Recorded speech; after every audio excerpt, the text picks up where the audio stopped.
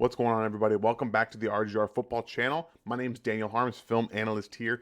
Today, we're going to do a little bit of a Bills recap, final look back at the game before we move on to this coming Sunday, the AFC Championship game, and a Bills look ahead. If you guys are new to the channel, make sure you're hitting that like, the sub, and the bell notification. Get everything that Ryan and I and everybody here at the RGR channel do every single day. There's going to be content loaded throughout the week heading up to the AFC Championship. But like I said, one final look back at the Bills-Chiefs classic that was in the divisional round. Just one of the big things that I wanted to talk about was Tyreek Hill being appreciated more for what he is. I think that with his speed comes a bit much like Mahomes, and he's taken for granted in what he can do.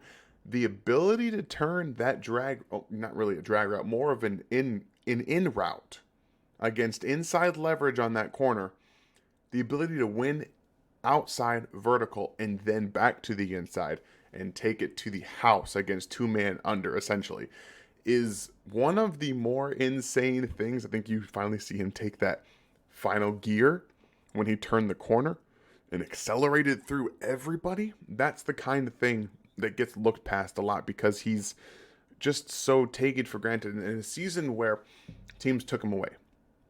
They didn't want to see him beat them deep. Instead, the Chiefs said, okay, that's fine. We're going to turn you into a different type of receiver because you can create things that other players can't with his hips, his foot quickness, that step back that I hate a lot when he catches the ball. He can create yards. What he does with that step back is he's setting the defense up. He's squaring them up, okay? Because he knows when he catches the ball, he can take a yard, basically a yard step back, square everybody up, see where they are, and then find the lane to get either back to where he was or more yards. And for most of the time, it's more yards.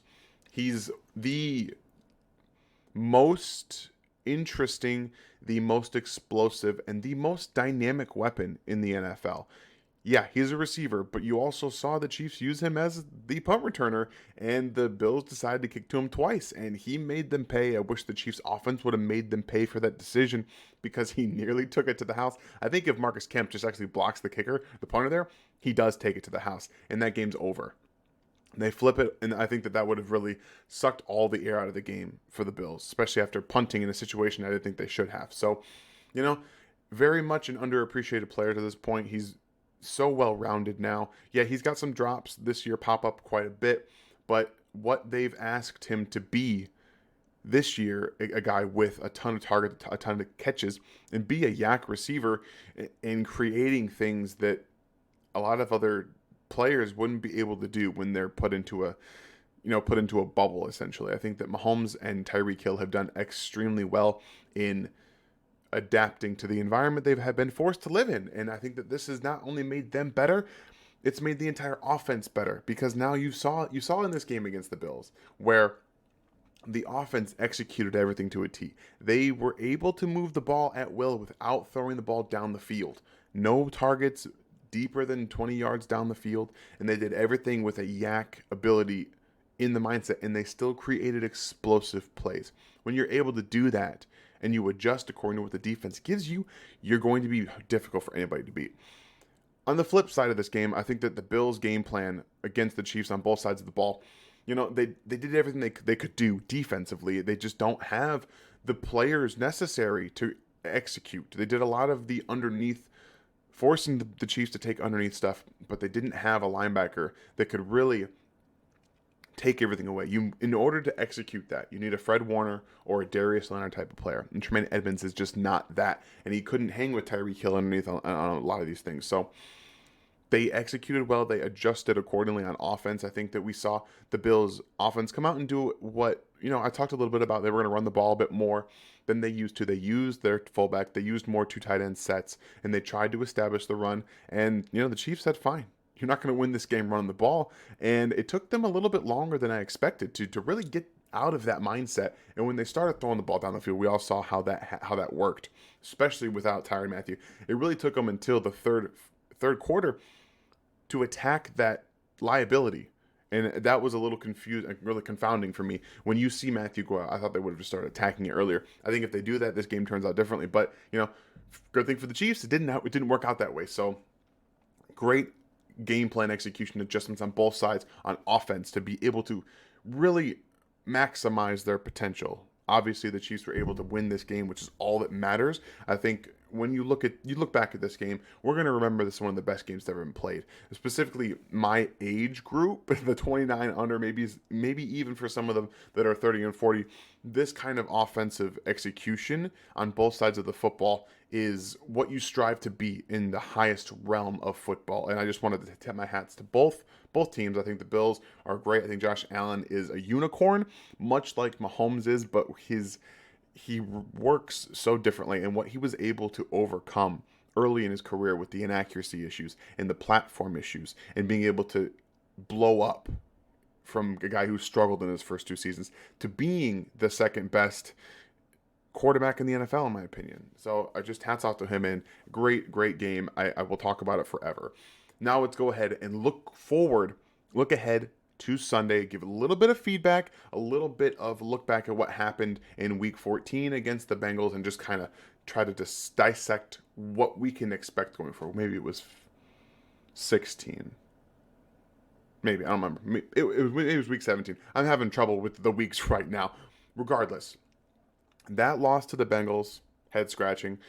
Obviously, the way they came out in that game, the way they really dominated it in the first half, really most of that game they dominated it, and then they just kind of went autopilot.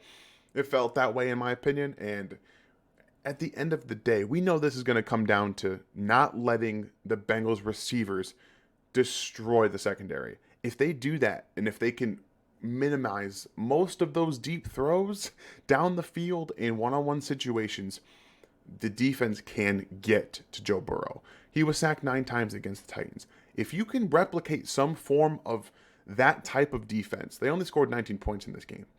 That's not enough to beat the Chiefs, okay? We know they're going to have to throw the ball down the field. We know that's going to take time to get those plays open. This offensive line's bad. It's not good. They're missing more players. I think Bradley Reef's been out for the season even since before, even after the Chiefs game. So there's a lot going on there. The Chiefs have to be able to take advantage of that. For me, that means that Frank Clark, more than anybody, has to step up and have a Frank Clark game. We've seen him do that in the postseason, and now, more than ever, they need him to dominate his side. Chris Jones dominated the interior offensive line of the Bengals in their last meeting. We've seen Melvin Ingram be disruptive and explosive as a pass rusher. Now, you have to have a Frank Clark game, because if you can round that out, that's how you really win this game. That you want to force the Bengals to try to run the ball. Regardless, no matter what, make them afraid to throw it, because you have to be able to get so much pressure on Joe Burrow to not let those balls get down the field. He's so accurate everywhere. And that's one of the things that he's one of the most aggressive quarterbacks in the NFL. According to Next Gen Stats, he's 19% aggressiveness when you're throwing into tight. That's percentage of your throws going into tight windows. 19%. Only Tua Tagovailoa had more because their receivers don't separate. That's a large part due to the Bengals as well. Their receivers don't separate well at all either, but they also run down the field so much that they're constantly getting these window throws. And Burrow is so accurate that he can get it there. We've seen that. We've seen it now. You got to take those away. You got to shade that safety a little bit more. Force them to, maybe go a little bit longer down the field. Get a little impatient. Maybe we'll see some of the inaccuracies come in from Joe Burrow. He's got the ability to throw interceptions, okay? It's not that he can't. So the Chiefs need to do a good job of having front pressure up front, get him to get that ball away quickly and not downfield, because that's going to be how you win this game. Take advantage of a bad offensive line, get to Joe Burrow. Don't let the wide receivers run all over the secondary. Now I'm going to address the injuries that we've talked about with Rashad Fenton and Tyrann Mathieu. It was reported today that the Chiefs expect both of these players to play on Sunday. That is a huge sigh of relief for everybody involved. I can't think of a better, game you need to have healthy, the AFC Championship game. Then hopefully, you win this game, you get the extra bye week before the Super Bowl to really get healthy. Tyrann Mathieu plays, Rashad Fenton plays, gives them a much better chance to win this game and to use some adjustments from the first game with your better players. I think that Mike Hughes has shown he cannot be a starter on this defense. Rashad Fenton has to play, and the way that Ward has been playing lately outside of the window throws to Chase, I think you can really take advantage of compressing the sidelines and forcing everything inside, and that would maybe take a little bit more time and give you more time to get to Joe Burrow. So we've seen now that Saunders' activation is likely coming off the IR this week. What's that going to entail? Is he going to play very much? Probably not. I expect him to be active for the game. I would hope to see him involved a little bit as a rotational pass rusher, run defender on some of those secondary lines you see with Mike Dana, Alex Okafor, Derek Nottie, maybe plug him in there too, and you still have the ability to stop the run. And he also gives you an extra dynamic in the pass rush. I'm hoping, they're not going to use him very much, like I said, because we don't know where his legs are at, and that's something you need to really see before a postseason game. So I'm excited. I hope that Saunders can provide a little bit of a spark on the interior, specifically against the run defense. I think that's where you want to force the Bengals to be in those long situations. As much as it didn't look pretty the first time, you can't always count on it looking the same, and I think that Joe Burrow, as good as he is, can't replicate that level of success over again. In a stadium like Arrowhead, I think that it'll be much more difficult. He can prove me wrong, and I mean, more power to him if he does. I can't really begin to represent how important this type of feel is. The Chiefs win this game. This is the dynasty established. Hosting four straight AFC Championship games, winning the past three, going to the last three Super Bowls. That is a dynasty level event. 2 is improbable. 3 is dynasty because you're that good. The Bengals defense doesn't give me much worry. I think that they can move the ball at will, and I don't think they're going to have any issues scoring in this game. And the Titans offense isn't very good. I tip my hat to the interior, who lost Ogunjobi last week. They played extremely well at a high level and stopped Derrick Henry from running all over them, and they forced Tennessee to play Tannehill in a game where Tannehill's never really been a big game quarterback, and something that I've talked about quite a bit, that he's just not that guy that can get you over the hump when he's required to throw the ball to win games. I think that their secondary has stepped up in a lot of these situations, but the way that looks for me is if the Bengals corners and safeties and things like that were required to play more man coverage and the receivers required to beat them and not be schemed open, that's their strength. But if you scheme open, we saw in the first game against the Bengals, you rely on scheme to beat these guys. That's how you generate more explosive plays. I think that they're much more prone to lapses in the secondary. Maybe you get some more of those deep shots down the field. There's going to be more open in this game. So I think that Travis Kelce, with the lack of experience and depth in the linebacker position, can really have a big day against anybody. They're going to have to worry a little bit more about the physicality. I think that you're going to see the Bengals come out and be physical, much like the Bills were with the Chiefs receivers. The level of coachability in Cincinnati is not what it is in Buffalo. It's not as good of a defense. It's not as good of a scheme.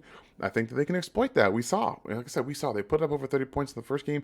They're going to put up over 30 points in this game, in my opinion. And it's not going to be a runaway game by any stretch. But like I said, we're going to get to the game plan, what they need to do for this game on Friday. This was just a little bit of a look back, look ahead to see a little bit of information on the injuries. I don't have anything on the Bengals injuries, but I do know they're dealing with Trey Hendrickson has had some injuries, Sam Hubbard as well. Some of their other defensive linemen have been dealing with injuries, and that's big because really Trey Hendrickson's their only legitimate pass rusher that they have. Okay. The Chiefs' offensive line, we know, we've seen them be great. I think that they're going to be great again on Sunday, really eliminate that pass rush threat that's only coming from one place in Trey Hendrickson. So I'm excited. I know you guys are excited. I'm going to have film tomorrow. It's going to be excellent. We're going to talk about how Patrick Mahomes is now scheme-proof. There's nothing any defensive coordinator can do that he can't adjust to and that the offense can't adjust to. Incredible feat by them to just adjust mid-season. We have a little bit of other stuff sprinkled in, things that I love to see, things I know you guys like to see. And then don't forget Thursday, Seth, Ryan, Chief in the North, Friday game plan. Hopefully Ryan will be with me this week. And then it's almost here. We are just counting down the days to the AFC Championship game against the Cincinnati Bengals. I'm excited. I hope you guys are looking forward to it as much as we are. I know you are. This is what we've looked forward to for decades, and we finally get to experience this as Chiefs fans. So be on the lookout for all the content. I hope you guys have a wonderful week. Thanks for watching this video from the team at RGR Football. Click these videos to see more and subscribe to RGR Football.